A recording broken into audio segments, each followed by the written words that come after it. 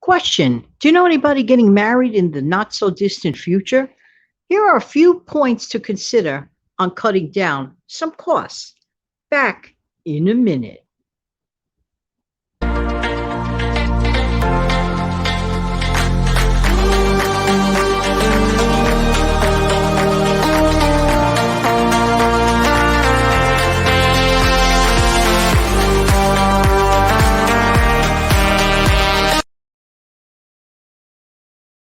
Hey, this is Jan from New York City. My channel name is Jan from New York City Saves Money. I love, love, love to help people keep some of their hard-earned money. I know I'm not on camera today. I'm feeling kind of frumpy at the time of this recording. So I said I'm not going to get on camera, but I don't want to miss a beat with these points. Weddings are wonderful, a very happy, sweet time in a person's life.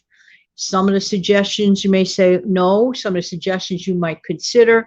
Everything here is just something to consider when it comes to keeping costs down on weddings. There's no right way, there's no wrong way. It's all up to the individual couple. But I can tell you this, in this year of this recording, the year 2022, the average cost of a wedding is somewhere between 32K and 34K.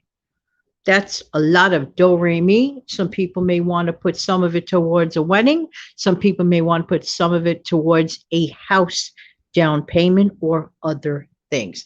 Everything here is just a suggestion, just something to consider. Like I said, when it comes to your wedding, there is no right or wrong. These are just little bit of tips that you may think about and consider. Number one, keep it small and simple. Well, first of all, you need to know your wedding budget. That's really important. Like in any other budget that one may have in their life, like their household budget or their business budget, which, are separate entities, so too should be the wedding budget. You need to know how much you are able to work with and not just be like a drifting balloon heading from place to place without direction. That could be where it could get a little hairy and a little scary. So therefore, work within the parameters of your wedding budget. Now, if your wedding budget does not permit a gazillion people at the wedding, more people means more money. If your wedding budget does not permit that, then you're not going to try to fit a 5-pound bologna in a 1-pound bag.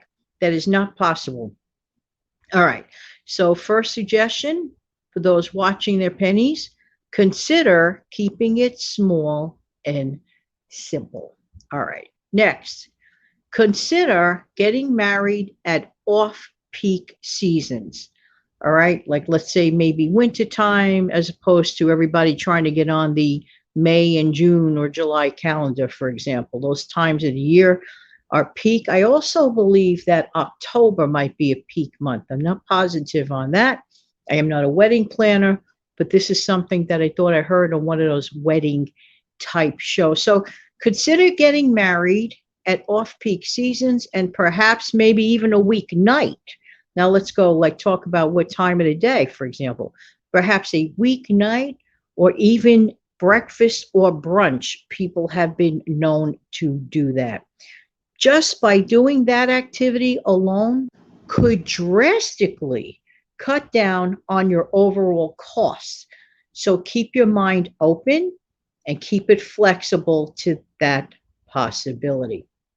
Next, purchase a multi-tier pedestal and have a cupcake wedding. I actually did that. When I got remarried, this is before the cake boss got very popular, okay? Mr. Buddy Velastro, and I will never forget when I was concerned about this. I'll never forget when I spoke to him and I asked him, do you think you could have 100 cupcakes in 2 days? I'll never forget asking him, and his response to me on the phone was, sweetheart, I could have 100 cupcakes ready for you in an hour. So I never forgot that. I bought this fancy multi-layer pedestal. It was so cute. You could look for one of those like on eBay, for example. I think I only paid at that time, this was like about 2000 and what was it, 2006. Yeah. I purchased it for like 30, $40. And the cupcakes were very reasonable. And I got the quality of the Cake Boss stuff, but I cut down on my expenses. And the display looks so pretty. You could buy the display and you can make your own cupcakes or go to some, local beautiful bakery and have them do it. It is still a fraction of the cost of a wedding cake. Plus, you don't have to cut it. People just take them. It is just so easy. I'm a cupcake fan. Just saying, just saying. But anyway, just wanted to throw that little story in. Let's see. Next, consider using bigger tables at the venue. Let's think about something for a minute. If you have like a whole bunch of smaller tables, smaller groups, that means, let's say, more displays, more tablecloths. It just seems like it's more expensive. And if you do the math, it is. The centerpieces, for example. And be careful on how much money you plan to put out on the centerpieces. Some people don't even go the floral route. Again, there's no right, there's no wrong. What's right is what is right for the couple. So that's the way I look at it. And one could get very creative. If you know a crafty person in your life, and they can make, like, I had a friend of mine, she was one of my co-teachers, and she used to be my teacher when I was a child. She literally made my wedding favors for that wedding. And they were really gorgeous. So she was very crafty, and I gave her a nominal fee. She didn't want she didn't want to take anything from me. And I was like, no, absolutely not. I want to pay you for this. And absolutely, she did it. But again, I got a huge discount on that. So if you happen to know crafty people in your life, then it really is a win-win, because they get to earn a little bit and you get the pleasure of the discount. I wasn't seeking a discount. I wanted quality, and I knew where to get it, but it just happened to work out for me. It was amazing. Next, now I'm going to focus on the bride because, being a female, I don't really know what the grooms go through. So I know what, brides go through. Now, this is especially good for a person that's like a female, that's remarrying. And, sometimes, when you're a little older, sometimes the rules change in some people's minds. Some people, for example, women like to get, a different color dress. Some people like to get an off-white instead of bright white. It all depends. But if you want to save a significant amount of money and still look really, really good, this is my opinion. Throw it out with the bathwater. It's just something that just, would toss in. This is my recommendation for most females. A person could consider getting, let's say, a beautiful, long, white halter type dress. Okay. Doesn't have to be like in the wedding store. Elsewhere, okay? And a person can look for some gorgeous rhinestones that would work very well with the dress. Why that style? That style, in my opinion, is flattering for most figures, most anyone's figure, in my opinion. Also, dresses with, as they call them, I think they call that, is it empire waist or something like that? Empire waist, when the waist is very, very tall. It looks very, very nice. You can be very creative. Here's the key. Be open-minded when looking around for a wedding dress, whether you go to the traditional, wedding store and stuff like that. Traditionally, at the wedding store, the lowest prices are probably in the at least 1,500 plus area. I'm sure it's quite more than that, because, then you fall in love with the embellishments and the bells and whistles. And again, no judgment. That's what you want. That's what you could afford. Hey, I'm just offering some suggestions of things that might work too. All right. Budget weddings, as far as I'm concerned, keeping the bridal party down. What do I mean by that? Like having those elaborate, all the tons of bridesmaids and all this. So that's a lot of money, in my opinion. Then you got some friends who get offended. Oh, you didn't ask me and all this. And then those ugly dresses. All right, Janet, don't get into that. Just saying, it could get a little hairy and a little scary. But for me, in my opinion, this is just one gal's opinion in New York City. as far as I'm concerned, it could keep it down to the maid of honor, or matron of honor, the best man, and a ring bearer, or just have the best man be the ring bearer if you want to omit that.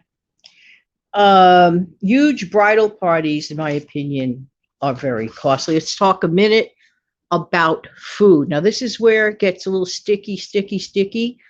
Buffet style weddings, as far as food goes, is considerably much less expensive than sit down service type weddings. Okay, so consider that if that's something you'd like to do.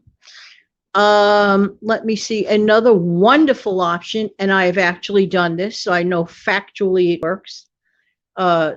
Smaller weddings, just on purpose. I wanted a smaller wedding. I think it was, what was it, 30 to 40 people? I think it was 30 to 40 guests. We had it done at a restaurant in the city. And lucky for me, I knew the folks at the restaurant that managed the restaurant. So that worked because the music was part of when you go to that restaurant. So we paid for the music person. And I didn't have to worry about seating arrangements or anything like that. I did not have to worry about those details. All I did was discuss the menu.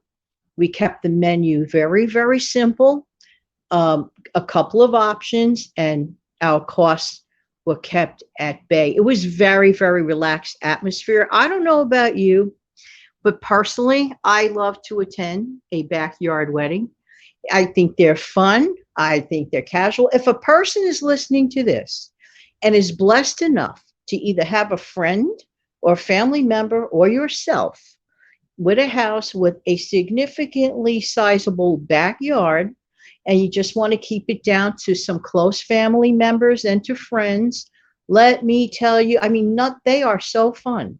Those weddings, that the pressure is so much less, in my opinion. Everyone's different.